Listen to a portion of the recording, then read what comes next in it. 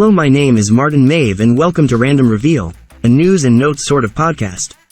As previously reported, WWE has officially signed Nick Aldis, who was introduced as the general manager of SmackDown during the latest episode. According to a report, Aldis inked his deal with WWE just this past week. He had previously been working on a trial basis as a producer, but he is now under a full-fledged contract and is no longer a free agent. Whether Aldis will continue in his role as a producer is uncertain, as he did not oversee any matches on the most recent episode. However, given that Adam Pearce serves as both an on-screen character and a producer, it's a possibility. Furthermore, there is no indication that Aldis may not step into the ring at some point, as MVP, too, initially joined as a producer before transitioning to an on-screen role exclusively. Aldis is known for his collaborative and adaptable nature behind the scenes and is reportedly eager to excel in any capacity that WWE entrusts him with in the company. In the most recent installment of Keepin' It 100, Conan expressed his belief that despite the presence of numerous Latino wrestlers in the LWO, he doesn't believe it significantly contributes to WWE's efforts in terms of representation. He said, "It doesn't help that LWO, besides Santos and Rey, the other two guys, get squashed all the time. They're like an afterthought, they're like jobbers, that does not help." He made a pointed observation that Joaquin Wilde and Cruz del Toro consistently find themselves on the losing side. "Just a thought of my own. Eventually, Cruz and Wilde might undergo a transformation, possibly resulting in a boost for the younger talent." Although the cliché of wrestlers of the same background forming a stable is overused in wrestling, there could be a compelling narrative if Elektra Lopez were the driving force behind their change. Just saying. In a recent conversation with Jeremy Lambert and Joel Pearl on Fightful's In the Weeds, Selena De La Renta, a wrestling manager in MLW, disclosed that she has no current ambitions to make a comeback to the squared circle. She said, "I have no aspirations of getting back into the ring. I thought I wanted that, and for the longest time, I tried it. I would call wrestling my toxic boyfriend. We'd break up, come back together, and are never good for each other. I feel that's what is happening with me as a professional wrestler. I got injured several times, and the last time, I had a concussion. I care about my brain, I love my brain, and when I realized that from a concussion I could lose my memory or worse, I realized this is not worth it for me and not a job worth risking my life for. I'd rather just manage, run the show, and still be relevant." During a recent in-depth interview, Matt Taven opened up about his pivotal role in shouldering the responsibility of Ring of Honor, ROH, during a significant transitional period in 2019. With numerous talented individuals making their way to the newly established All Elite Wrestling, AEW, Taven emerged as a crucial figure in maintaining ROH's prominence and relevance within the professional wrestling landscape. Taven's sentiments were profound, as he expressed a sense of pride regarding the remarkable achievements and unwavering dedication he brought to the promotion during that pivotal juncture. His contributions extended far beyond mere in-ring performances. He was a cornerstone of ROH's resilience, striving to ensure that it continued to thrive and adapt to the ever-evolving dynamics of the wrestling industry. In this candid interview, Taven's words shed light on the sacrifices, commitment, and hard work he invested in ROH during a challenging period. He epitomized the spirit of a true wrestling stalwart, steadfastly navigating the shifting tides of talent and competition, all while fostering a legacy that would be remembered in the annals of ROH history. On stepping up for Ring of Honor after the roster was depleted by AEW, Taven says, "It's one of those things where I will never be able to make everyone happy, and nor do I want to. It's more the fact of I had these goals I wanted to accomplish and I could kinda care less about whoever was in my way or saying anything about it. After that it was about proving people wrong and it was about making people look stupid." Ring of Honor was in a big flux at that point. The Elite had left, AEW had started. I kind of felt like I took a lot of that burden on my shoulders, and to this day I'm extremely proud of it.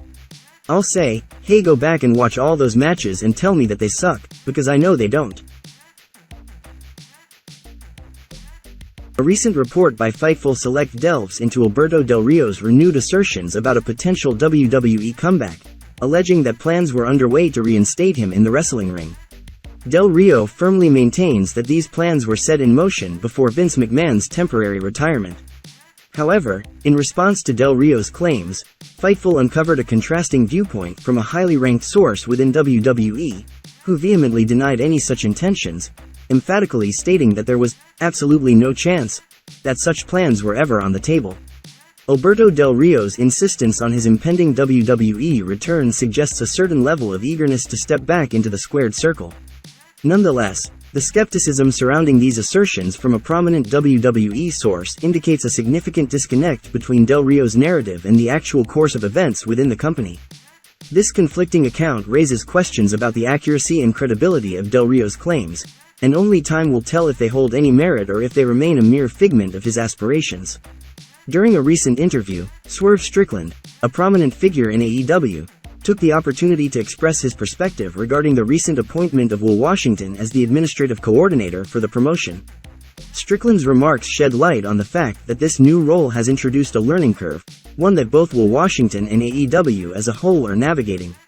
However, Strickland didn't shy away from conveying his admiration for the positive impact that Washington's presence has had on the organization. This development appears to hold great promise for AEW's future operations. During a recent interview, Sean Waltman delved into the intriguing topic of the Bullet Club adopting the iconic, "Too Sweet" hand gesture, a trademark of the legendary NWO faction.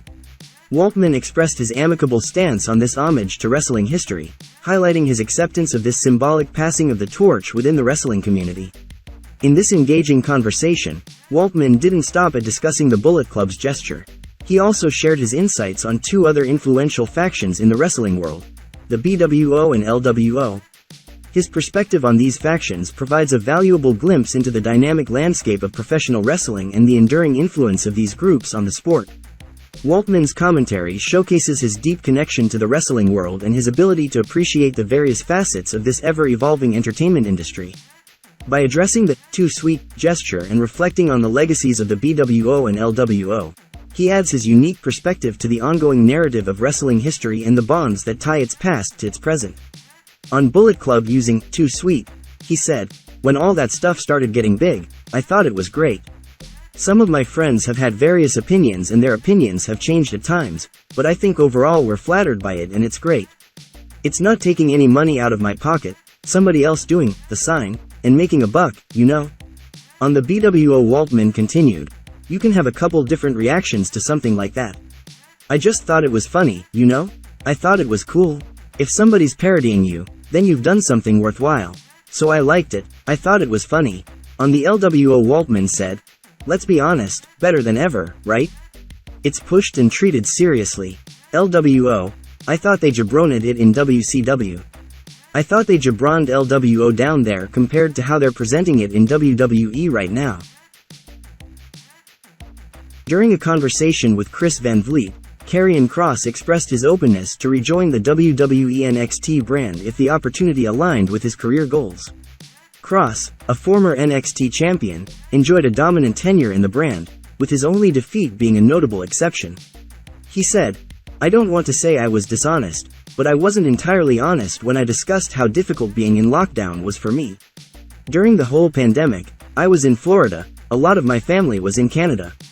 Some of them are older, I have family in New York. I didn't know, at the time, if it was a smart idea or even safe to go visit them, so I didn't. I felt very isolated. I was at work, which was a relief. I had Scarlett, but it was a difficult time for me, personally, for all of us. It was difficult to get through and I was always hoping, while I was at NXT, that I would be able to get that premium live event crowd. I never got that. The takeovers that they did in New York, we had that little audience. Whether they knew it or not, they were like family to me. Even when they were booing me and calling me every name in the book, which they should have because that's what I was trying to elicit. In place of my family that I didn't have at the time, I had that audience. I don't think they realized just the feeling there, what that was like psychologically doing for me. That audience carried me through that period. It would be nice to see them again and it would be nice to do one of those takeover events. Narrative should make sense and it should be under the right circumstances. I wouldn't just want to go back for the hell of it. I would want to go back for something good for them." Prior to his AEW debut in the recent month, there was widespread anticipation regarding the choice of entrance music for Adam Copeland.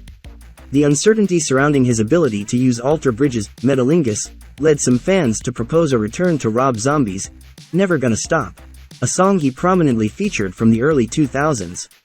In a recent interview with The Masked Man Show, Copeland discussed the potential reutilization of that same track, which was his theme music from 2001 to 2004. He said, "You never know, being a music nerd myself, to me, it sets the whole tone. For me, standing back there, and knowing that's about to play and come flying out of the chute, it's really important for me to set the tone and get me into that place." Metalingus and I, we've become kind of synonymous together. It's been 20 years now, friends with the band, just great dudes. That was really important to me, but it's also fun to think that there may be a time where my Durango pops up, you never know. During a conversation with Cheap Heat, Carlito discussed his WWE comeback, expressing that he had a persistent intuition that it would eventually come to fruition. His reappearance began with a brief cameo at Backlash earlier this year, followed by a full-time return to the roster at Fastlane. He said, "After Puerto Rico, if nothing came after that, I would have said, okay, let's close the book on that and look for something else. For some reason, I never went anywhere else because I always thought I would be back. I didn't think it would be 13 years, but I always had the feeling I would be back in WWE somehow. I just had this feeling that I would be back somehow. I don't know how. The reason it took so long is, I think, miscommunication between both sides. They thought I had heat with them, they thought they had heat with me. Basically, we didn't communicate. Sometimes, time goes by, you see things a different way. I always had love for WWE. I always wanted to be in WWE. I just needed a break. I didn't need a 13-year break. Even when they would talk to me, they were hesitant and thought maybe I was anti-WWE. It's not that. I don't do the go backstage and say hi to everyone. Even if you did, it looks like you're looking for a job, so I don't do that. My resume is out there. I don't want to be anywhere where they don't want me. My resume is out there, I'm here. I think they took that as, he wants nothing to do with us. I'm glad we were able to finally sit down, air it out, and show there is love for both sides." And as a final note, Stacy Keibler, a former WWE superstar and esteemed Hall of Famer, marked her 44th birthday with joy and exuberance yesterday. The wrestling world, as well as her legion of fans, came together to celebrate this special occasion.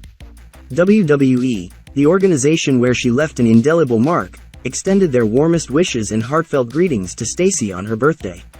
It's a testament to her enduring legacy and the lasting impact she made during her tenure as a WWE superstar, which has left an indelible mark on the world of professional wrestling. As Stacy Keibler enters this new chapter of her life, her birthday serves as a reminder of her incredible journey and the adoration she continues to receive from her fans and peers alike. Well, I hope you enjoyed this little program. Value of Wrestling wants to thank you and invite you to our YouTube channel every Sunday at 12 p.m. Pacific Standard Time for the weekly Roundup podcast, where Big Time and Paulus Clark break down all the story beats for Raw, Dynamite, SmackDown, Rampage, and Collision, as well as any breaking news and rumors. If you've been watching the last several episodes, we've had our colleague Miguel Z, the host of the New Japan Rebound podcast from Spotify, join us, and there's always new content coming out, whether we're getting an episode of The Messiah's Wisdom with Marty Richards or an audio article like 100% Mark. You never know what's next to pop off and contribute to the continuing conversation about the fandom that we love. So remember to check out the YouTube channel, like, subscribe, and hit the bell for notifications so you know when new content for Value of Wrestling is coming out.